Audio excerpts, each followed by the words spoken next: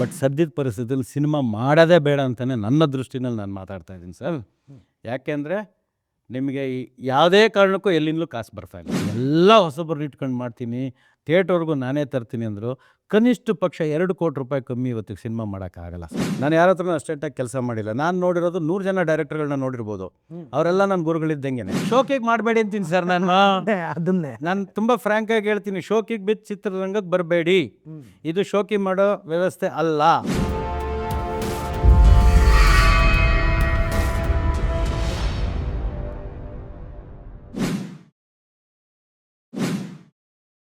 Investing in cinemas without cinema knowledge is injurious to you, your family, and the audience too. अन्नदाता सुखी भव.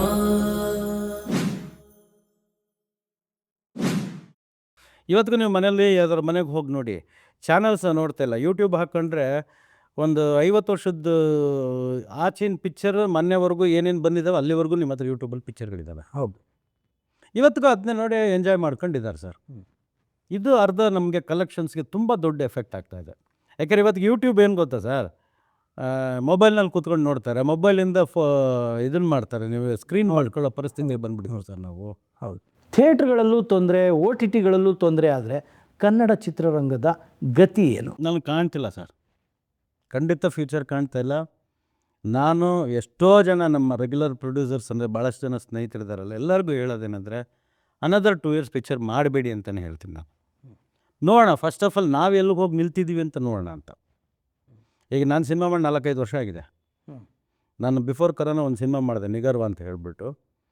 ಆ ನಿಗರ್ವ picture ಇವತ್ತಿಗೂ ನನಗೆ ಯಾವ OTT ಪ್ಲ್ಯಾಟ್ಫಾರ್ಮಲ್ಲೂ ಸೇಲ್ ಆಗಿಲ್ಲ, ಸ್ಯಾಟಲೈಟಲ್ಲಿ ಸೇಲ್ ಆಗಿಲ್ಲ, ಯಾವುದ್ರಲ್ಲೂ ಆಗಿಲ್ಲ.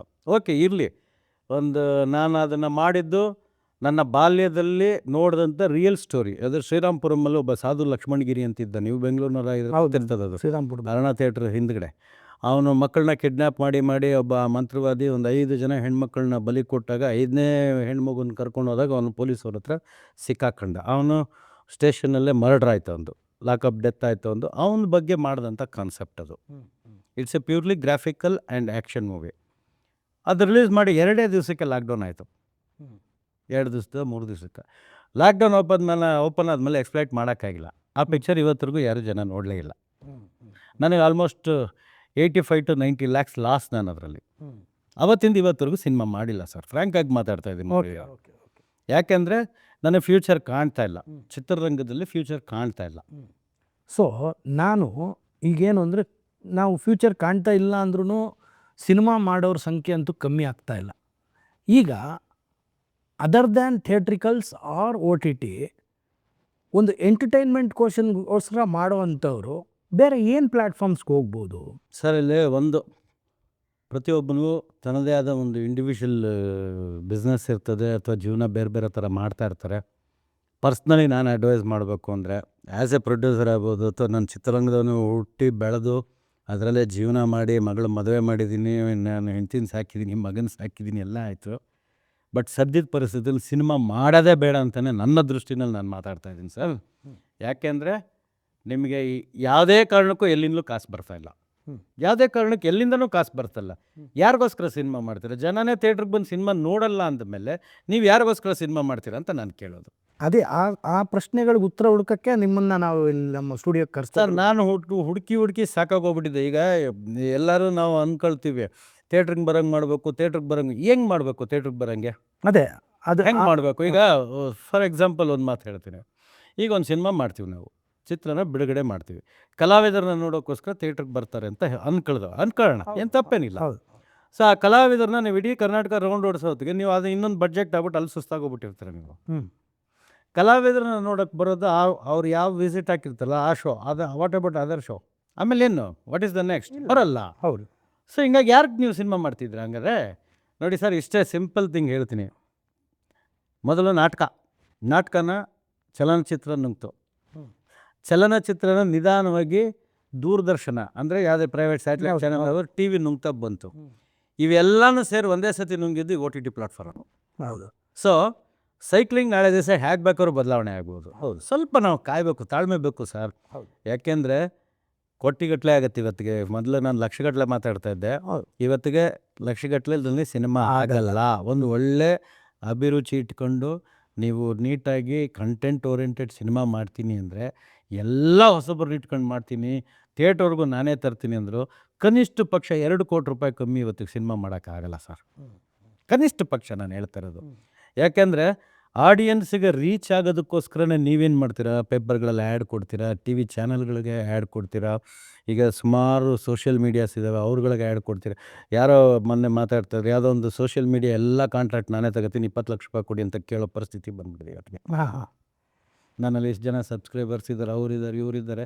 ನಾನೊಂದು ಒಂದು 10 ಲಕ್ಷ ಆಡಿಯನ್ಸಿಗೆ ನಿನ್ನ ಪಿಕ್ಚರ್ ರೀಚ್ ಆಗುತ್ತೆ ನನ್ನ ಇದರಲ್ಲಿ ಹಾಕ್ಕೊಂಡ್ರೆ ಅಂತ. ಬಟ್ ಎಲ್ಲಿಗೆ ರೀಚ್ ಆಗ್ತಿದೆಯೋ ನನಗಂತೂ ಗೊತ್ತಿಲ್ಲ. ಇಲ್ಲ, 10 ಲಕ್ಷ ಆಡಿಯನ್ಸ್ಗೆ ಚಿತ್ರ ರೀಚ್ ಆಗಿಬಿಟ್ರೆ ಅಲ್ಲಿ ಗೆದ್ದು ಬಿಡ್ತೀವಲ್ಲ ನಾವು. ಹೆಂಗೆ ಸೋಲ್ತೀವಿ ನಾವು ಹೌದು ಹೌದು ಸರ್? 10 ಲಕ್ಷ ಬೇಡ, ಒಂದು ಪರಿಪೂರ್ಣವಾಗಿ ಒಂದು 5 ಲಕ್ಷ ಜನ ಆಡಿಯನ್ಸ್ ನೋಡ್ಬಿಟ್ರೆ ನನಗೆ 2 ಕೋಟಿ ಬಂದ್ಬಿಡುತ್ತೆ ಸರ್. ಹೌದು, ಅದೇ ಸೂಪರ್ ಹಿಟ್ ಅಂತ ಲೆಕ್ಕ ಬಂದ್ಬಿಡುತ್ತೆ. ಅಫ್ಕೋರ್ಸ್. ಇವಾಗ ಮೊನ್ನೆ ಇತ್ತೀಚಿನ ದಿನಗಳಲ್ಲಿ ಒಂದು ಸಿನಿಮಾ ಚೆನ್ನಾಗಿ ಹೋಯ್ತು, ಮಾದೇವ. ವಿನೋದ್ ಪ್ರಭಾಕರ್ ಅವರು ಆ್ಯಕ್ಟ್ ಮಾಡಿದ್ದು. ಕಲೆಕ್ಷನ್ ವ್ಯೂ ಪಾಯಿಂಟು ಎಲ್ಲ ಚೆನ್ನಾಗಿತ್ತು. ಥಿಯೇಟ್ರಿಕಲ್ಲು ಏನೋ ಒಂದು ಅಮೌಂಟ್ ಬಂತು. ಬಟ್ ಪ್ರೊಡ್ಯೂಸರ್ನ ಕೇಳಿ, ಸ್ಟಿಲ್ ಈಸ್ ಸಫರಿಂಗ್. ಅವನೇನು ಹೇಳ್ತಾನೆ, ನನಗೆ 5 ಕೋಟಿ ರೂಪಾಯಿ ಹೋಗುತ್ತೆ ಅಂತ ಹೇಳ್ತಾನೆ. ಅಂದರೆ ಬಂದು ಇನ್ನೂ ಕಾರಣ ಏನಂದರೆ, ಒಂದು 8 ಕೋಟಿ ಪಿಕ್ಚರ್ಗೆ ಆಗಿರುತ್ತೆ ಅಂತ ಇಟ್ಕೊಳ್ಳಿ. ಥಿಯೇಟ್ರಿಕಲ್ ಅವ್ರಿಗೊಂದು 2.5 2.25 ಕೋಟಿ ಬಂದಿದೆ ಸರ್. ಅವರು ಏನು ಸುಳ್ಳು ಹೇಳ್ತಾ ಇಲ್ಲ. ಮಿಕ್ಕಿದ್ದು ಬರಲ್ಲ. ಯಾವ್ದ್ರಲ್ಲಿ ಕಲೆಕ್ಟ್ ಮಾಡ್ತಾರೆ ಅವ್ರು? ಮತ್ತೆ ಅದೇ ತಿರ್ಗಾ ಇನ್ನೇನೇ OTT ಪ್ಲಾಟ್ಫಾರ್ಮು ಇದು ಪ್ರೂವ್ ಆಗಿದೆ ಅಂತ ಹೋದ್ರೂ 1 ಕೋಟಿ ಬಂದ್ರು ಎಲ್ಲ ಹೋಗಿ ಮಿಕ್ಕಿದ್ದೇನು ಸರ್? ಲಾಸ್. ಮೊದಲು ನಮ್ಗೆ ಇನ್ನೊಂದು ಬೆನಿಫಿಟ್ ಇತ್ತು. ಆ್ಯಕ್ಷನ್ ಪಿಕ್ಚರ್ ಮಾಡಿದಾಗ ಹಿಂದಿಲಿ ಒಂದಷ್ಟು ಬರುತ್ತೆ, ಡಬ್ಬಿಂಗ್ ರೈಟ್ಸ್ ಹೋಗುತ್ತೆ, ತೆಲುಗಿನಲ್ಲಿ ಒಂದಷ್ಟು ಡಬ್ಬಿಂಗ್ ರೈಟ್ಸ್ ಹೋಗುತ್ತೆ, ಮಲಯಾಳಂ ಹೋಗುತ್ತೆ. ಅದು ಈಗ ಎಲ್ಲ ಪ್ಯಾನ್ ಇಂಡಿಯಾ ಸಿಸ್ಟಮಿಗೆ ಬಂದ ಮೇಲೆ ಯಾವ ಪಿಕ್ಚರ್ ಯಾವುದಕ್ಕೂ ಡಬ್ಬಿಂಗ್ ಯಾಕೆ ತಗೋತಾ ಇದ್ದಾರೆ? ಹೌದು, ಯಾವುದು ರೈಟ್ಸ್ ಹೋಗೋದೇ ಇಲ್ಲ ಸರ್. ನಿಮ್ಮ ಒಂದೇ ಒಂದು ಲ್ಯಾಂಗ್ವೇಜ್ OTTಗೆ ಹಾಕ್ಬಿಟ್ರೆ ಅವ್ನು ನೀವು ಬೇಡ ಅಂತಾನೆ. ಫರ್ದರ್ ಲ್ಯಾಂಗ್ವೇಜಸ್ನ ಅವನು ಬೇಡ ಅಂತ ಅವನೇನು ಹೇಳ್ತಾನೆ, ಎಲ್ಲ ಲ್ಯಾಂಗ್ವೇಜ್ ನನಗೆ ಬರ್ಕೊಡು ಅಂತಾನೆ ಸರ್. ನೀವೊಂದು OTT ಲ್ಯಾಂಗ್ವೇಜ್ ಮಾಡಿ, ಲ್ಯಾಂಗ್ವೇಜ್ ಸೆಲೆಕ್ಷನ್ ಕೊಡ್ತಾ ಇದ್ದಾನೆ ನಿಮಗೆ. ಕನ್ನಡ ಬೇಕಾ, ತಮಿಳ್ ಬೇಕಾ, ಹಿಂದಿ ಬೇಕಾ ಅಂತ ಹೇಳ್ಬಿಟ್ಟು. ಹೌದು ಇವತ್ತಿನ ದಿನ ಆ ಕನ್ನಡ, ತಮಿಳು, ಹಿಂದಿ ಅನ್ನೋದಕ್ಕಿಂತ ಪ್ಯೂರ್ ಅಂತ ಒಂದು ಸ್ಟಾರ್ಟ್ ಆಗಿದೆ. ಏನಂದರೆ ಪ್ಯೂರ್ ಹಿಂದಿ. ಓಕೆ, ಅದೇ ಇಲ್ಲ ಮಿಕ್ಸ್ಡ್ ವರ್ಷನ್ ಬೇಕಂದ್ರೆ ಮಿಕ್ಸ್ಡ್ ವರ್ಷನ್ ತನಕ ಕೊಡೋಕೆ ರೆಡಿ ಆಗಿಬಿಟ್ಟಿದ್ದಾರೆ ಅಲ್ವಾ ಸರ್? ನನ್ನ ದೃಷ್ಟಿನಲ್ಲಿ ನಾನು ಹೇಳಿದ್ನಲ್ಲ ಸರ್, ಇನ್ನೊಂದು 2 ವರ್ಷ ಸಿನಿಮಾ ಮಾಡಬಾರ್ದು ಸರ್. ಸಿನಿಮಾ ಮಾಡೋ ಪ್ರೊಡ್ಯೂಸರ್ಸ್ ಫಸ್ಟ್ ಕಮ್ಮಿ ಆಗಬೇಕು. ನೀವು ಪ್ರೊಡಕ್ಷನ್ ಕಾಸ್ಟ್ ಎಲ್ಲಿ ಅಂತ ನಾನು ಹೇಳ್ತೀನಿ. ಈಗ ಏನಾಗ್ತಿದೆ, ಸಿನಿಮಾ ಜಾಸ್ತಿ ಮಾಡ್ತಾ ಏನಾಗಿದೆ, ಇವತ್ತು ನಿಮಗೆ ಫೈಟರ್ಸಿಗೆ ಪೇಮೆಂಟ್ ಮಾಡೋ ಪರಿಸ್ಥಿತಿನಲ್ಲಿ ನಾವಿಲ್ಲ. ಒಬ್ಬ ಫೈಟರ್ಗೆ ಕನಿಷ್ಠ ಪಕ್ಷ 2 ದಿವಸಕ್ಕೆ ಒಬ್ಬ ನಿರ್ಮಾಪಕ ಆದವನು 7,500 8 ಸಾವಿರ ರೂಪಾಯಿ ಕೊಡ್ತಾ ಇದ್ದಾನೆ. ಇದು ಬಿಟ್ಟು ಟ್ಯೂಬ್ಲೈಟ್ ಹೊಡ್ಸ್ಕೊಳ್ಳೋಕೆ 1,000 ಜಾಸ್ತಿ ಕೊಡ್ತಾನೆ. ರೋಪ್ ಹಾಕಿ ಅವನು ರೊಟೇಟ್ ಆಗಿ ಬರೋದಕ್ಕೆ ಅದಕ್ಕೊಂದು 2,000 ಜಾಸ್ತಿ ಕೊಡ್ತಾ ಇದ್ದಾನೆ. ಅವನು ಕಲರ್ ಗುಲಾಲು ಬಣ್ಣ ಹಾಕ್ಕೊಂಡು ಡಾರ್ಕ್ ಮಾಡ್ಕೊಂಡು ಫೈಟ್ ಮಾಡ್ಬೇಕು ಅಂದ್ರೆ ಅದಕ್ಕೊಂದು ಸ್ವಲ್ಪ 1,000 ರೂಪಾಯಿ ಎಕ್ಸ್ಟ್ರಾ ಕೊಡು ಅಂತಾರೆ. ಮಂಕಿ ಕ್ಯಾಪ್ ಹಾಕ್ಕೊಂಡು ಇದೆಲ್ಲ ನಾನು ಹಿಂದಿನ ಕಾಲದಲ್ಲಿ ನೋಡ್ದವನಲ್ಲ. ಇದೆಲ್ಲ ಇತ್ತೀಚಿನ ಬೆಳವಣಿಗೆಗಳಾಗೋಗಿದೆ. ನೀವು ಒಂದು ಫೈಟ್ ತೆಗೆದು ಮುಗಿಸೋ ಹೊತ್ತಿಗೆ ಒಬ್ಬ ನಿರ್ಮಾಪಕನಿಗೆ ಇವತ್ತಿಗೆ 10 ಲಕ್ಷ ರೂಪಾಯಿ ಖರ್ಚು ಮಾಡೋ ಪರಿಸ್ಥಿತಿಗೆ ಬಂದು ನಿಂತಿದ್ದೀವಿ. ಬರೀ ಒಂದು ಫೈಟ್ಗೆ 20-25 ಜನ ಫೈಟರ್ಸ್ ಹಾಕಿ ಒಂದು 8 ದಿವಸ ಎಳೆದ್ಬಿಡ್ತು ಅಂತ ಇಟ್ಕೊಳ್ಳಿ. ಆ ಫೈಟ್ ಆಗೋದು ಎಷ್ಟಾಯಿತು? ಫೈಟರ್ಸ್ ಲೆಕ್ಕ ಇರೋದು 2 ದಿವಸಕ್ಕೂ ಅವ್ರದ್ದು ಪೇಮೆಂಟು. ಈ 10 ದಿವಸ ಆದರೆ 5 ಪೇಮೆಂಟ್ ಆಯಿತು ಒಂದು. ಹೌದು. ಅದು ಬಿಟ್ಟು ಎಕ್ಸ್ಟ್ರಾ ಏನೇನು ನೀವು ಸಮ್ಮರ್ ಶಾಟ್ ಹೊಡಿಯೋನಿಗೆ, ಟ್ಯೂಬ್ಲೈಟ್ ಹೊಡಿಸ್ಕೊಳ್ಳೋನಿಗೆ, ಮೇಲಿಂದ ಹಾರೋನಿಗೆ, ಇವಕ್ಕೆಲ್ಲ ಅಡಿಷ್ನಲ್ ಕಾಸ್ಟ್ ಎಲ್ಲ ಲೆಕ್ಕ ಹಾಕೊಂಬಿಟ್ರೆ 8-10 ಲಕ್ಷ ರೂಪಾಯಿ ಕಾಸ್ಟ್ ಆಗ್ತಾಯಿದೆ, ಇನ್ಕ್ಲೂಡಿಂಗ್ ಫೈಟ್ ಮಾಸ್ಟರ್ ಪೇಮೆಂಟ್ ನಾನು ಹೇಳ್ತಾ ಇರೋದು. ಇದು ಬಿಟ್ಟು ನೀವೇನು ಮಾಡ್ತೀರೋ, ರೋಪ್ಗೆ ಇದಕ್ಕೆ ಎಲ್ಲಿದ್ರು ಇವಾಗ ನಮಗೆ CGನಲ್ಲಿ ಎರೈಸ್ ಮಾಡ್ಬೋದು ಅಂಥೇಳಿ ಎಲ್ಲ ಫ್ಯಾಕ್ಟ್ರಿ ಕ್ರೈನ್ಗಳನ್ನ ನೀವು ಸ್ಪಾಟಲ್ಲಿ ತರಿಸಿಟ್ಕೊಳ್ತೀರ. ಒಂದೊಂದು ಫ್ಯಾಕ್ಟ್ರಿ ಕ್ರೈನ್ ತರಿಸ್ಬೇಕಾದ್ರೆ 10,000-20,000 ರೂಪಾಯಿವರೆಗೂ ಖರ್ಚಾಗ್ತಾಯಿದೆ. ಅದಕ್ಕೆ ಡೀಸೆಲ್ ಕಾಸ್ಟಿಂದ ಹಿಡಿದು ಇನ್ನೊಂದಿಂದ ಹಿಡಿದು ಪ್ರತಿಯೊಂದು. ಆ ರೋಪ್ ಕಟ್ಟೊಂದು ರೆಂಟ್ ಎಷ್ಟು ಎಲ್ಲ ಲೆಕ್ಕ ಒಂದು ಫೈಟ್ಗೆ 8-10 ಕೋಟಿ ಬಂದು 8-10 ಲಕ್ಷ ಬಂದುಬಿಟ್ರೆ 5 ಫೈಟ್ ಇಟ್ಬಿಟ್ರೆ 50 ಲಕ್ಷ ಅಲ್ಲೇ ಆಗೋಯ್ತಲ್ಲ ಸರ್. ಒಂದು ಕಾಲದಲ್ಲಿ ಒಂದು ಸಾಂಗ್ ರೆಕಾರ್ಡಿಂಗ್ ಅಂದ ತಕ್ಷಣ ನಮ್ಮ ಮಿನಿಮಮ್ ಅಂದರೂ ಸ್ಟುಡಿಯೋ ಒಳಗಡೆ ನಾವು 40-60 ಜನದವರೆಗೂ ನೋಡ್ತಿದ್ವಿ ಇನ್ಸ್ಟ್ರೂಮೆಂಟ್ಗಳು. ಇವತ್ತು ರೆಕಾರ್ಡಿಂಗ್ ಅಂದರೆ ಜನವೇ ಇರಲ್ವಲ್ಲ ಸರ್. ಹೌದು. ಒಂದು ಸಿನಿಮಾ ಶುರು ಅಂದರೆ ರೆಕಾರ್ಡಿಂಗಿಂದನೇ ಮುಹೂರ್ತ ಆ್ಯಕ್ಚುಲಿ ನಮಗೆ. ಹೌದು, ಮುಂಚೆ. ಈಗ ಏನಾಗಿದೆ, ಸ್ಟುಡಿಯೋನಲ್ಲೇ ಯಾರಿರಲ್ಲ. ಯಾಕಂದ್ರೆ ಮ್ಯೂಸಿಕ್ ಡೈರೆಕ್ಟ್ರು ಮನೇಲಿ ಕೂತ್ಕೊಂಡು ಎಲ್ಲ ಇಟ್ಕೊಂಡ್ಬಿಟ್ಟು ಡಿಜಿಟಲ್ ಎಲ್ಲ ಕಂಪ್ಯೂಟರ್ನಲ್ಲಿ ಅವ್ರು ಫೀಡ್ ಮಾಡ್ಕೊಂಬರ್ತಾರೆ. ಇಲ್ಲಿಂದ ಮೇಲ್ ಮಾಡಿದ್ರೆ ಟ್ಯೂನ್ ಯಾರೋ ಬಾಂಬೆ ಸಿಂಗರ್ ಹಾಕಿದ್ರೆ ನಾನು ಅಲ್ಲಿ ಕೂತ್ಕೊಂಡು ಹಾಡ್ಬಿಟ್ಟು ಇಲ್ಲಿಗೆ ಮೇಲ್ ಮಾಡ್ತಾನೆ, ಅದನ್ನು ಕೂತ್ಕೊಂಡು ಇವರು ಮಿಕ್ಸಿಂಗ್ ಮಾಡಿಕೊಡ್ತಾರೆ ನಮಗೆ. ಈ ಪರಿಸ್ಥಿತಿಗೆ ಬಂದುಬಿಟ್ಟಿದ್ದೀವಿ. ಎಲ್ಲಿಂದ ಇನ್ಸ್ಟ್ರೂಮೆಂಟ್ಗಳು ಹಾಕೊಂಡು ರೆಕಾರ್ಡಿಂಗ್ ಮಾಡ್ತಾ ಇದ್ದಾರೆ. ಅದೇ ಡಿಜಿಟಲೈಸೇಷನ್ ಆಗಿದ್ದೇ ಒಂದು ದೊಡ್ಡ ಶಾಪ ಥರ ಆಗೋಯ್ತು ಸರ್. ಖಂಡಿತವಾಗ್ಲೂ ಶಾಪ ಆಗೋಯ್ತು ಸರ್. ಇವಾಗ ಎಂಟರ್ಟೈನ್ಮೆಂಟ್ ಕ್ವಶನ್, ಇವಾಗ ನಾನು ಹೇಳೋದೇನು ಅಂದರೆ ಒಂದು ಒಂದು ಚಿಕ್ಕ ಮಗುವಿಂದನೇ ಇಟ್ಕೊಳ್ಳೋಣ. ಒಂದು ಚಿಕ್ಕ ಮಗು, ಆ ಮಗುಗೆ ಒಂದು ನಮ್ಮ ನಟನೆಯಲ್ಲಿಯೋ ಅಥವಾ ಒಂದು ಟೆಕ್ನಿಷಿಯನ್ ಆಗಿನೋ ಅಥವಾ ಸ್ಟೋರಿ ಮಾಡಬೇಕು ಅಂತನೋ ಡೈರೆಕ್ಟರ್ ಆಗಬೇಕು ಅಂತನೋ ಒಂದು ಚಿಕ್ಕ ವಯಸ್ಸಿಂದಾನೇ ಕನಸು ಕಟ್ಕೊಂಡು, ಅಂದರೆ ಸ್ಕೂಲಲ್ಲಿ ಕಲ್ಚರಲ್ ಆ್ಯಕ್ಟಿವಿಟೀಸ್ ಮಾಡ್ಕೊಂಡು ಹೋಗ್ತಾ ಇರೋ ಹುಡುಗರಿಗೆಲ್ಲ ಒಂದು ಆಸೆ ಇದ್ದೇ ಇರುತ್ತೆ, ನಾನು ನಾಳೆ ಹೀರೋ ಆಗಬೇಕು, ಇಲ್ಲ ಡೈರೆಕ್ಟರ್ ಆಗಬೇಕು, ಇನ್ನೊಂದು ಆಗಬೇಕು, ಇನ್ನೊಂದು. ಅದನ್ನ ನಾವು ಎಷ್ಟೇ ಹೇಳಿದ್ರು 2 ವರ್ಷ ನಾವು ಸಿನಿಮಾ ಮಾಡೋದು ಬೇಡ ಅಥವಾ ಸಿನಿಮಾ ಇಂಡಸ್ಟ್ರಿ ನಡೀತಾ ಇಲ್ಲ ಏನೇ ಮಾಡಿದ್ರು ಆ ಒಂದು ಕಲಾ ಸರಸ್ವತಿ ಕಡೆಗೆ ಸೆಳೆತ ಇರುವಂಥ ಒಂದು ಮೇಜರ್ ಗ್ರೂಪ್ ಅಂತೂ ಒಂದು ಕ್ರಿಯೇಟ್ ಆಗೇ ಅದು ಇದ್ದೇ ಇರುತ್ತೆ ಸರ್, ಅದಿದ್ದೇ ಇರುತ್ತೆ. ಇದ್ದೇ ಇರ್ತದೆ. ಸೊ ಆ ಒಂದು ಕ್ಯಾಟಗರಿಲಿರುವಂಥ ಜನ ನಾವು ಎಷ್ಟೇ ಹೇಳಿದ್ರು ಈ ಥರ ಇದೇ ಪರಿಸ್ಥಿತಿ ಕಮ್ಮಿ ಮಾಡಿ ಅಂದರೆ, ಓ ಇವ್ರು ಬಂದುಬಿಟ್ಟಿದ್ದಾರೆ, ಇವ್ರು ನಮಗೆ ಬೇಡ ಅಂತ ಹೇಳ್ತಾರೆ ಅನ್ನೋ ಒಂದು ಮನೋಭಾವ ಇರುತ್ತೆ. ಅಂಥವ್ರಿಗೆ ಫಸ್ಟು ಬೇರೆ ಏನಾದರೂ ಪ್ಲ್ಯಾಟ್ಫಾರ್ಮ್ಸ್ ಮೂಲಕ ಅವರು ಪ್ರತಿಭೆನ ತೋರಿಸ್ಕೊಳ್ಳೋ ಅವಕಾಶ ಇದೆಯಾ? ಈಗ ಬೇಕಾದಷ್ಟು ಇದೆಯಲ್ಲ ಸರ್ ಪ್ಲ್ಯಾಟ್ಫಾರ್ಮು. ಶಾರ್ಟ್ ಫಿಲ್ಮ್ಸ್ ಮಾಡ್ತಾ ಇದ್ದಾರೆ, ಯೂಟ್ಯೂಬ್ಗಳು ಭಾಳಷ್ಟು ಜನ ಶಾರ್ಟ್ ಫಿಲ್ಮ್ಸ್ ಮಾಡ್ತಾ ಇದ್ದಾರೆ. ಫೇಸ್ಬುಕ್ ತೆಗೆದು ನೋಡಿ, ಭಾಳಷ್ಟು ಜನ 8-10 ನಿಮಿಷದ ವೀಡಿಯೋಗಳು ಬಿಡ್ತಾ ಇದ್ದಾರೆ, ಒಂದು ಸಣ್ಣ ಸ್ಟೋರಿ ಮಾಡ್ಕೊಂಡು ಭಾಳಷ್ಟು ಬರ್ತಾ ಇದ್ದಾವೆ. ಫಸ್ಟ್ ಅದರಲ್ಲಿ ನೀವು ಜನ್ರೇಟ್ ಆಗಿ, ಮೊದಲು ಕರೆಕ್ಟ್, ನೀವು ಅದರಲ್ಲಿ ಜನ್ರೇಟ್ ಆಗಿ ಅಂತ ಹೇಳ್ತಾ ಇದ್ದೀನಿ. ಯಾಕೆಂದರೆ ಇವತ್ತಿಗೆಲ್ಲ ಫ್ಯಾಷನಿಗೆ ಯುಗ ಇದು. ನಾವು ಕತ್ಲೆ ಮನೇಲಿ ಸಿನಿಮಾ ತೋರಿಸ್ತೀವಿ ಅಂದರೆ ಯಾರೂ ಬರ್ತಾ ಇಲ್ಲ. ಅಟ್ಲೀಸ್ಟ್ ಈ ಥರದೆಲ್ಲರೂ ಮಾಡಿ ನಿಮ್ಮ ಆಸೆ ತೀರಿಸ್ಕೊಳ್ಳಿ. ನಿಮ್ಗೆ ಅಲ್ಲಿ ಸ್ಯಾಟಿಸ್ಫ್ಯಾಕ್ಷನ್ ಆಗಿ, ಇಲ್ಲಪ್ಪ ನಾನು ಒಬ್ಬ ಟ್ಯಾಲೆಂಟೆಡ್ ಪರ್ಸನ್ನು, ನನಗೆ ಡೈರೆಕ್ಷನು ಬರುತ್ತೆ, ಆ್ಯಕ್ಟಿಂಗು ಬರುತ್ತೆ ಅಂದಾಗ ಒಂದು ಪ್ರಯತ್ನ ಆಮೇಲೆ ಮಾಡಿ ಅಂತ ನಾನು ಹೇಳೋದು. ಕರೆಕ್ಟ್, ಬೇಸಿಕ್ ಮಾಡ್ಕೊಳ್ಳಿ ಫಸ್ಟ್. ನೀವು ಒಂದು ಶಾರ್ಟ್ ಫಿಲ್ಮ್ ಮಾಡಿ, ಅವ್ನು ನಟನೆ ಹೆಂಗೆ ಮಾಡ್ತಾನೆ ಅಂತ ನಿಮ್ಗೆ ಅಲ್ಲೇ ಗೊತ್ತಾಗೋಗ್ಬಿಡುತ್ತೆ. ಒಂದು ಶಾರ್ಟ್ ಫಿಲ್ಮ್ ಮಾಡೋಕ್ಕೆ ಹೋದಾಗ ನಿಮ್ಗೆ ಏನೇನು ಬರುತ್ತೆ ಅಂದರೆ, ನಿಮ್ಗಲ್ಲಿ ಒಬ್ಬ ಡೈರೆಕ್ಟರ್ ಆದವನು ಆ್ಯಕ್ಷನ್ ಕಟ್ ಹೇಳೋದು ಅಲ್ಲಿಂದ ಸ್ಟಾರ್ಟ್ ಆಗುತ್ತೆ, ಶಾರ್ಟ್ ಫಿಲ್ಮ್ಸಿಂದ. ಅವ್ನಿಗಲ್ಲಿ ಕಲ್ಚರ್ ಆಗ್ತಾ ಹೋಗ್ತಾನೆ ಅವನು. ಆಮೇಲೆ ಅದಕ್ಕೆ ಮ್ಯೂಸಿಕ್ ಹೇಗೆ ಆ್ಯಡ್ ಮಾಡಬೇಕು ಅನ್ನೋದು ಅದಕ್ಕೆ ಕಲ್ಚರ್ ಆಗ್ತಾ ಹೋಗ್ತಾರೆ. ಎಡಿಟಿಂಗ್ ಹೇಗೆ ಮಾಡಬೇಕು ಅನ್ನೋದಕ್ಕೆ ಕಲ್ಚರ್ ಆಗ್ತಾ ಹೋಗ್ತಾರೆ. ಒಬ್ಬ ಕ್ಯಾಮ್ರಾಮನ್ ಹೇಗೆ ತಾನು ಮಾಡೋ ಮಿಸ್ಟೇಕ್ನ ಚಿಕ್ಕದ್ರಲ್ಲಿ ನಾನು ಕಂಡು ಹಿಡ್ಕೊಂಡ್ರೆ ದೊಡ್ಡದಾದ ಮೇಲೆ ಇದು ಆಗಬಾರ್ದು ಅನ್ನೋದು ಅವನಲ್ಲಿಂದ ಕಲ್ಚರ್ ಆಗ್ತಾ ಹೋಗ್ತಾನೆ. ಫಸ್ಟ್ ಅಟ್ಲೀಸ್ಟ್ ಒಂದು ಸ್ಮಾಲ್ ನಾಲೆಡ್ಜ್ ಇದು. ನಾನು ಹೇಳ್ತಿರೋದು ಏಕ್ದಮ್ ನೀವು ಸಿನಿಮಾ ಮಾಡೋ ಬದಲು ಮೇಕ್ ಎ ಶಾರ್ಟ್ ಫಿಲ್ಮ್ಸ್. ಅಂದರೆ ಏಕ್ದಮ್ ಡಿಗ್ರಿ ತಗೊಳ್ಳೋದಕ್ಕಿಂತ ಪ್ರೈಮರಿ ಎಜುಕೇಶನ್ ತಗೊಂಡು ಹೈಸ್ಕೂಲ್ ದಾಟಿ ಡಿಗ್ರಿ ಆಮೇಲೆ ನೀವು ಮಾಸ್ಟರ್ಸ್ಗೆ ಬನ್ನಿ. ತುಂಬ ಒಳ್ಳೆ ಸಜೆಷನ್ ಸರ್. ಅದು ಆ್ಯಕ್ಚುಯಲ್ ಆಗಿ ನಿಮ್ಮ ಬಾಯಿಂದ ಅದು ಬರಬೇಕು ಅನ್ನೋದಕ್ಕೆ ಈ ಪ್ರಶ್ನೆ ಕೊಟ್ಟಿದ್ದು. ಯಾಕೆಂದರೆ ನಾನಿದು ಯಾವುದೂ ಮಾಡಿ ಬಂದವನಲ್ಲ ಸರ್. ಯಾಕೆಂದರೆ ನಾನು ಹುಟ್ಟಿದ್ದೆ ಆ ಮನೆಯಲ್ಲಿ ಆಗಿರೋದ್ರಿಂದ, ಒಂದು ಕಲಾವಿದ್ರ ಮನೇಲಿ. ನೀವು ನಂಬಲ್ಲ ಸರ್, ಸಾಟರ್ಡೆ ಸಂಡೇ ಅಥವಾ ಹೆಚ್ಚು ಕಮ್ಮಿ ಆದರೆ ಫ್ರೈಡೇ ಅವತ್ತು ಚಕ್ಕರ್ ಹಾಕ್ಬಿಟ್ಟು ನಮ್ಮ ಅಪ್ಪನಿಂದ ಓಡೋಗ್ಬಿಡ್ತಿದ್ದೆ ನಾನು. ನನಗೆ ಒಂದು ಚಟ ಇತ್ತು, ಶೂಟಿಂಗ್ ಹೆಂಗೆ ಮಾಡ್ತಾರಂತ ನೋಡೋ ಚಟ ಇತ್ತು, ಡೈರೆಕ್ಷನ್ ಹೆಂಗೆ ಮಾಡ್ತಾರಂತ ನೋಡೋ ಚಟ ಇತ್ತು. ನಾನು ಯಾರ ಹತ್ರನೂ ಅಷ್ಟೇಟಾಗಿ ಕೆಲಸ ಮಾಡಿಲ್ಲ. ನಾನು ನೋಡಿರೋದು 100 ಜನ ಡೈರೆಕ್ಟರ್ಗಳನ್ನ ನೋಡಿರ್ಬೋದು, ಅವರೆಲ್ಲ ನನ್ನ ಗುರುಗಳಿದ್ದಂಗೆ. ಹೌದು ಹೌದು ಹೌದು. ಸೊ ಒಬ್ಬೊಬ್ಬ ಒಂದೊಂದು ಥರ ಮೆಂಟಾಲಿಟಿ, ಒಂದೊಂದು ಥರ ಸೀನ್ ತೆಗೆಯೋದು, ಇದೆಲ್ಲ ನೋಡಿ ನೋಡಿ ನೋಡಿ ನಾನು ಆ ರೀತಿ ಒಬ್ಬ ಡೈರೆಕ್ಟ್ರಾಗಿ ಡೈರೆಕ್ಷನ್ ಕಲ್ತಿದ್ದೆ ವಿನಃ ನಾನು ಯಾರ ಜೊತೆನೂ ಅಷ್ಟೆಂಟಾಗಿ ಮಾಡಿಲ್ಲ. ಕಾರಣ ಏನಂದರೆ, ನಾನು ಇನ್ನೊಬ್ಬನ್ನ ಕರ್ಕೊಂಬಂದು ನಾನು ಡೈರೆಕ್ಟ್ ಮಾಡಿಲ್ಲ. ನನ್ನ ಸ್ವಂತ ದುಡ್ಡು ಹಾಕ್ಬಿಟ್ಟು, ನನ್ನ ದುಡಿಮೆ ದುಡ್ಡು ಹಾಕ್ಬಿಟ್ಟು ನಾನು ಡೈರೆಕ್ಷನ್ ಮಾಡಿರೋದು. ಪ್ರಯೋಗ ನನ್ನ ದುಡ್ಡಲ್ಲೇ ಮಾಡಿದ್ದೀನಿ ವಿನಃ ಇನ್ಯಾರ್ದೋ ತಲೆ ಮೇಲೆ ಹಾಕ್ಬಿಟ್ಟು ಬಂದು ನಾನು ಪ್ರಯೋಗ ಮಾಡಿಲ್ಲ. ಹೌದು. ಅಲ್ಲ, ಅದು ಏನಾಗ್ತದೆ ಅಂದರೆ, ಇವಾಗ ಯಾರೋ ಒಬ್ರು ಪ್ರೊಡ್ಯೂಸರ್ ಪಾಪ ನಾಲೆಡ್ಜೇ ಇಲ್ಲದೆ ಇರೋಂಥವ್ರಿಗೆ ನಾನು ಇದನ್ನ ಒಂಚೂರು ಬೇಸಿಕ್ ತಿಳ್ಕೊಳ್ಳಿ. ಹೌದು, ನೀವು ಶಾರ್ಟ್ ಫಿಲ್ಮ್ ಮಾಡಿದಾಗಲೇ ನಿಮಗೆ ಬೇಸಿಕ್ ನಾಲೆಡ್ಜ್ ಕ್ರಿಯೇಟ್ ಆಗ್ತದೆ, ಸ್ಟಾರ್ಟ್ ಆಗುತ್ತೆ. ಸಿನಿಮಾ ಮೇಕಿಂಗ್ ಹಿಂಗೆ, ಒಬ್ಬ ಕ್ಯಾಮ್ರಾಮನ್ಗೆ ಈ ಕೆಲಸ ಇರ್ತದೆ, ಒಬ್ಬ ಎಡಿಟರ್ ಅದನ್ನು ಈ ಕೆಲಸ ಇರ್ತದೆ.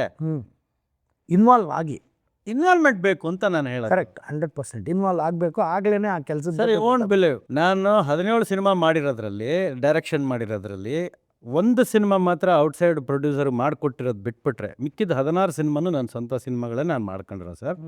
ಆಮೇಲೆ ನಾನು ಡೈರೆಕ್ಷನ್ ಶುರು ಮಾಡಿದ್ದು ಯಾವಾಗ ಅಂದರೆ, ನಾನೊಂದು 30 ಸಿನಿಮಾ ಪ್ರೊಡಕ್ಷನ್ ಆದಮೇಲೆ ಮಾಡಿದ್ದೀನಿ ಸರ್. ಅಲ್ಲಿವರೆಗೂ ನಾನು ಡೈರೆಕ್ಷನ್ ಮಾಡಿರಲಿಲ್ಲ ಸರ್. ಅಂದರೆ ಅನುಭವ ತಗೊಂಡು, ಎಸ್ ಅಫ್ಕೋರ್ಸ್, ಆಮೇಲೆ ಅನುಭವ ಆಗಿದೆ ಅಂದ್ರೂ ಇನ್ನೊಬ್ಬ ಬಂದು ಏನು ನನಗೆ ಪಿಕ್ಚರ್ ಕೊಡಲಿಲ್ಲ, ನನಗೆ ನಾನೇ ಸಿನಿಮಾ ತೆಕ್ಕೊಂಡಾಗ ನಾನೇ ಯಾಕೆ ಮಾಡ್ಕೋಬಾರ್ದು? ಅದೇ ಅನುಭವ ಪಡ್ಕೊಂಡು ಅಲ್ವಾ, ನಿಮ್ಮ ದುಡ್ಡಲ್ಲಿ ನೀವೇ ಪ್ರೊಡಕ್ಷನ್ ಮಾಡ್ಕೊಂಡು ಡೈರೆಕ್ಷನ್ ಮಾಡ್ಕೊಂಡು ಹೋಗಿರೋದು ಅಂತ ಒಂದಿದೆ. ಇನ್ನೊಬ್ರು ದುಡ್ಡನ್ನು ಹಾಳು ಮಾಡಿಲ್ಲ ಸರ್, ಮಾಡಿಲ್ಲ ಸರ್. ಅದು ದೊಡ್ಡ ವಿಷಯ. ಆ್ಯಕ್ಚುಲಿ ಎಷ್ಟೋ ಜನಕ್ಕೆ ಹೇಳ್ತೀನಿ ನಾನು, ಸರ್ ಇಷ್ಟು ಕೋಟಿದು ಒಂದು ಬಜೆಟ್ದು ಒಂದು ಸಿನಿಮಾ ಇದೆ ಅಂತ ಬರ್ತಾರೆ ಒಂದೊಂದು ಸತಿ ತೊಗೊಂಡು.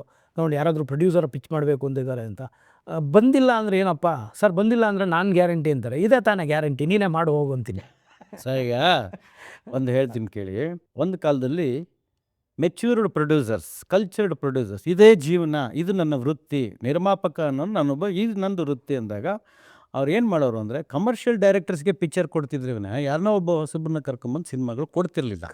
ಹೊಸಬ್ರಿಗೆ ಸಿನಿಮಾ ಕೊಡ್ತಿದ್ದಿದ್ದು ಯಾರಿಗೆ ಅಂದರೆ, ಅವನೊಂದು 25 ಪಿಕ್ಚರಲ್ಲಿ ಅಸೋಸಿಯೇಟ್ ಡೈರೆಕ್ಟರ್ ಅನ್ಸ್ಕೊಂಡವನು.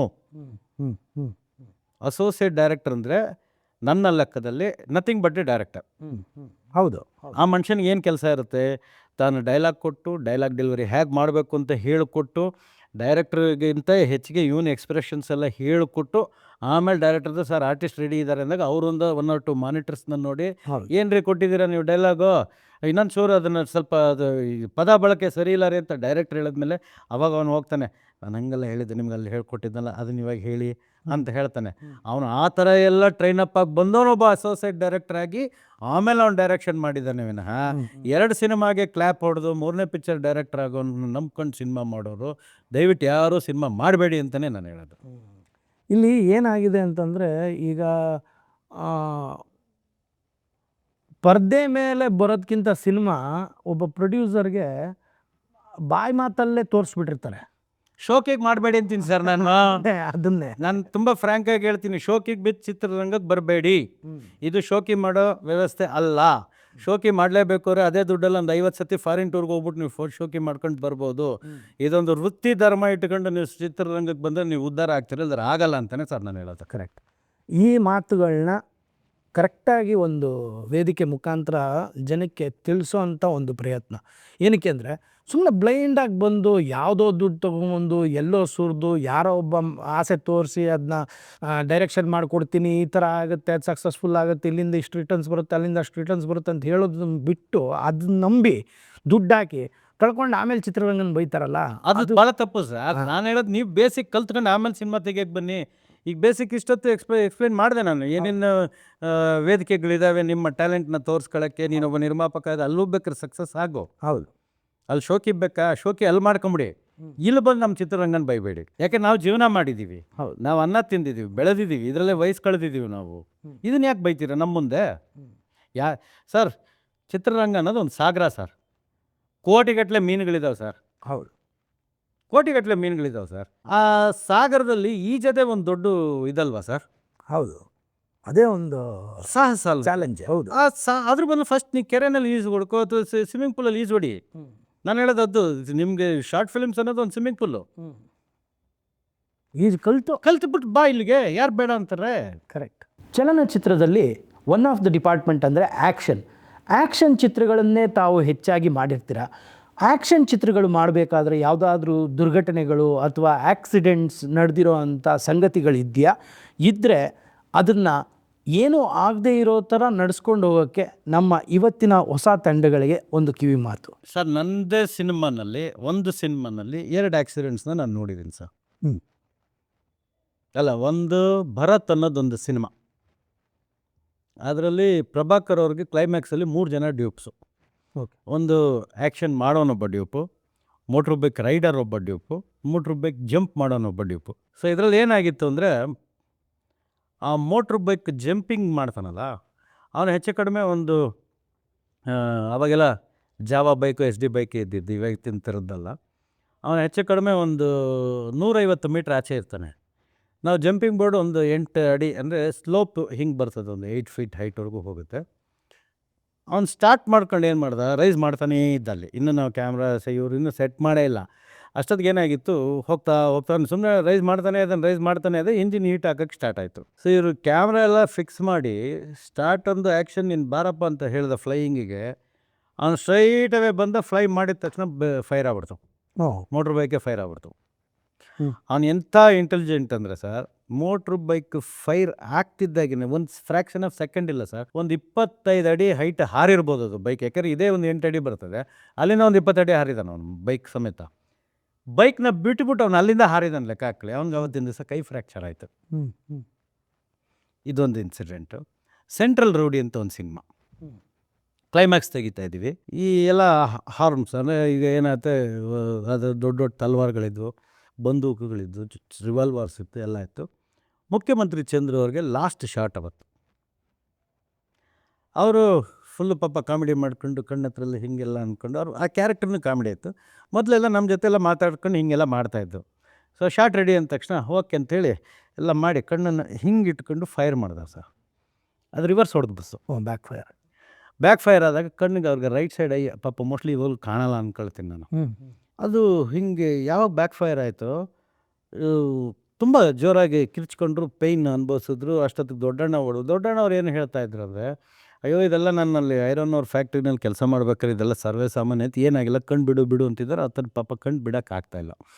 ಸೊ ನಾನು 91 maybe we went to Prabha eye clinic ಅಲ್ಲಿ ಕರ್ಕೊಂಡು ಹೋಗಿ ಅವ್ರಿಗೆ ತೋರಿಸಿ, ಅವತ್ತೊಳಗಡೆ ಅವ್ರಿಗೆ ಆಪ್ರೇಷನ್ ಮಾಡಿ ಲೆನ್ಸ್ ಏನೋ ಒಳಗಡೆ ಇಂಟೀರಿಯರ್ ಫಿಕ್ಸ್ ಮಾಡಿದ್ದೀವಿ ಅಂತ ಹೇಳಿ ಏನೋ ಒಂದಷ್ಟು ಬಿಲ್ಗಳಾಯ್ತು. ಆ್ಯಸ್ ಅ ಪ್ರೊಡ್ಯೂಸರಾಗಿ ನಾನು ಏನು ಮಾಡಬೇಕು ಅದೆಲ್ಲವೂ ಮಾಡಿದೆ. ಬಟ್ ಆತನಿಗೆ ಇವತ್ತಿಗೂ ಆ ರೈಟ್ ಐ ಪ್ರಾಬ್ಲಮ್ ಇದೆ. ಸೊ ಇದು ನನ್ನ ಸ್ವಂತ ಸಿನಿಮಾಗಳಲ್ಲಾಗಿದ್ದು. ನಿಗರ್ವ ಅನ್ನೋ ಸಿನಿಮಾ ಅದು ಈಗೊಂದು 4-5 ಇಯರ್ಸ್ ಬ್ಯಾಕ್ ಮಾಡಿದ್ದು. ಒಬ್ಬ ಫೈಟರು ಅವನು ರೋಪಲ್ಲಿ ರೋಲಾಗಿ ಬರಬೇಕಾದ್ರೆ ಈ ಕಾಲಿದೆಯಲ್ಲ, ಇದು ರೋಪಿಗೆ ಸಿಕ್ಕಾಕೊಂಡು ಇದಿಷ್ಟು ಬ್ರೇಕ್ ಆಗೋಯ್ತು ಈ ಪೀಸು. ಆತನಿಗೂ ಇಮಿಡಿಯೇಟಾಗಿ ಕರ್ಕೊಂಡು ಹೋದ್ವಿ. ಅವರು ರೆಗ್ಯುಲರ್ ಪ್ಲಾಸ್ಟರ್ ಅಂದರೆ ಈಗೇನು ಪ್ಲಾಸ್ಟರ್ ಪ್ಯಾರಿಸ್ ಮಾಡೆಲ್ಲ ಹಾಕ್ತಾರೆ, ಅದಕ್ಕೆ ಆತ ಒಪ್ಪಲಿಲ್ಲ. ಅದೆಲ್ಲ ಪುತ್ತೂರು ಕಟ್ಟೆ ಹಾಕ್ಸ್ಬೇಕು, ನಾನು ಅಲ್ಲೋಗಿ ಹಾಕ್ಸ್ಕೊಳ್ತೀನಿ ಅಂತ ಕಡೆಗೆ ಅಲ್ಲಿವರೆಗೂ ಅವ್ರಿಗೊಂದು ಹಾಸ್ಪಿಟ್ಲಿಗೆ ಕರ್ಕೊಂಡೋಗಿ ಆತನ ಕೈಲಿ ಮತ್ತೊಂದು 10,000 ರೂಪಾಯಿ ಕೊಟ್ಟು, ನೀನು ಏನು ಎಲ್ಲಿ ಟ್ರೀಟ್ಮೆಂಟ್ ತಗೊಳಪ್ಪ, ನಿಮ್ಗೇನಾದ್ರು ತೊಂದರೆ ಇದ್ದರೆ ನನಗೆ ಹೇಳಿ ಅಂದೆ. ಬಟ್ ಅಷ್ಟೊತ್ತಿಗೆ ನನಗೆ ಸಿನಿಮಾನೇ ತೊಂದರೆ ಆಗೋಯ್ತು. ನಾನು ಇನ್ನೊಬ್ಬರು ತೊಂದರೆ ಎಲ್ಲಿಂದ ನಿಭಾಯಿಸೋಕೆ ಹೋಗಲಿ. ಇದಿಷ್ಟು ನನ್ನ ಸಿನಿಮಾಗಳಲ್ಲಿ ನಡೆದಂಥ ಆ್ಯಕ್ಸಿಡೆಂಟ್ಸು. ಸೊ ಹೀಗೆ ಹಲವಾರು ಆಗಿದಾವೆ ಸರ್. ಈಗ ಆ್ಯಕ್ಷನ್ ಅಂದಾಗ ಏನಾಗೋಗುತ್ತೆ, ನಮ್ಮ ಕೇರ್ಫುಲ್ಲಲ್ಲಿ ನಾವು ಇರಬೇಕೇ ವಿನಃ ಅದರಲ್ಲಿ ಈ ಬರೋದು, ಪಂಚ್ ತಗೊಳ್ಳೋದು, ಹೋಗೋದು ರಾಂಗ್ ಟೈಮಿಂಗ್ ಆದರೆ ಏಟ್ಗಳು ಬೀಳಕ್ಕೆ ಶುರು ಆಗೋಗ್ಬಿಡ್ತದೆ. ಈ ಥರ ಆ್ಯಕ್ಷನ್ಸನ್ನ ನೋಡ್ಕೊಂಡೇ ಮಾಡ್ಬೇಕು ನಾವು. ಪ್ರಯಾರಿಟಿ ಹೇಗೆ ಅಂದರೆ, ಈಗೊಂದು ಅದರಲ್ಲಿ ಆ ವಿಚಾರದಲ್ಲಿ ನಾನು ಟೈಗರ್ ಪ್ರಭಾಕರ್ ಅವ್ರು ಸರ್, ನಾನು ಅವ್ರದ್ದು 9 ಸಿನಿಮಾ ಮಾಡಿದ್ದೀನಿ ಪ್ರೊಡಕ್ಷನು. ಆ ಮನುಷ್ಯ ಮಾತ್ರ ಆ್ಯಕ್ಷನ್ನಲ್ಲಿ ತುಂಬ ಸೇಫ್ ಗೇಮ್ ಸರ್. ಅವ್ರ ಕೈ ತರೋದು, ಹೊಡೆಯೋದು, ಮಾಡೋದೆಲ್ಲ ಏನು ಫೋರ್ಸ್ ಇರುತ್ತೆ ಅಂದರೆ ಇಲ್ಲಿವರೆಗೂ ಬರುತ್ತೆ ಸರ್ ಕೈ, ನಿಮ್ಮ ಬಾಡಿಗೆ ಟಚ್ ಆಗಲ್ಲ ಸರ್.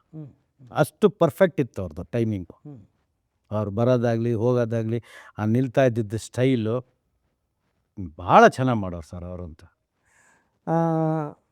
ಈಗ ಹೊಸಬ್ರಿಗೆ ನೀವು ಒಂದು ಮಾರ್ಗದರ್ಶನ ನೀಡಿದ್ರಿ, ಅಥವಾ ನಿಮ್ಮ ಅನಿಸಿಕೆ ಅಲ್ಲ, ಅವ್ರು ತೊಗೊಂಡ್ರೆ ಮಾರ್ಗದರ್ಶನ, ತೊಗೊಳ್ಳಿಲ್ಲ ಅಂದರೆ ಬೇಡ, ಅದು ಬೇರೆ ವಿಷಯ. ಏನಕ್ಕೆ ನಾವು ಇದನ್ನು ನಮ್ಮ ಅನಿಸಿಕೆಗಳನ್ನ ಅವ್ರ ಹತ್ರ ಹಂಚ್ಕೋತಾ ಇದ್ದೀವಿ ಅಂದರೆ, ಅವರು ಕಲಿತು ಚಿತ್ರರಂಗದೊಳಗೆ ಬರಲಿ ಅನ್ನೋದೇ ಒಂದು ಉದ್ದೇಶ. ಖಂಡಿತವಾಗ್ಲೂ. ಸೊ ಈ ಎಪಿಸೋಡ್ನ ನೋಡಿ ಜನ ಕಲಿತು ಶಾರ್ಟ್ ಫಿಲಮಲ್ಲೇ ಅವ್ರನ್ನ ತೊಡಗಿಸ್ಕೊಂಡು ಅದರಲ್ಲೆಲ್ಲ ವಿದ್ಯೆಗಳನ್ನ ಕಲಿತು ಆಮೇಲೆ ಚಿತ್ರರಂಗಕ್ಕೆ ಬರೋಂಗಿದ್ರೆ ವೆಲ್ಕಮ್ ಅಂತಾನು ಹೇಳ್ತಾ ಇದ್ದೀವಿ. ಜೊತೆಗೆ ಅದೇ ರೀತಿಲಿ ಬನ್ನಿ, ನೀವು ಸಕ್ಸಸ್ ಕಾಣಕ್ಕೆ ಈಸಿ ಆಗತ್ತೆ. ಹೌದು ಸರ್, ಯಾಕಂದ್ರೆ ಸಕ್ಸಸ್ ಅಂತೂ ಬರ್ದಿಟ್ಟಿರೋ ಅಂಥದ್ದು ಯಾವುದೂ ಅಲ್ಲ, ಯಾವ ಆಕ್ಸಿಡೆಂಟ್ ಅಂತ ಹೇಳ್ತಾ ಇದ್ದೀನಲ್ಲ.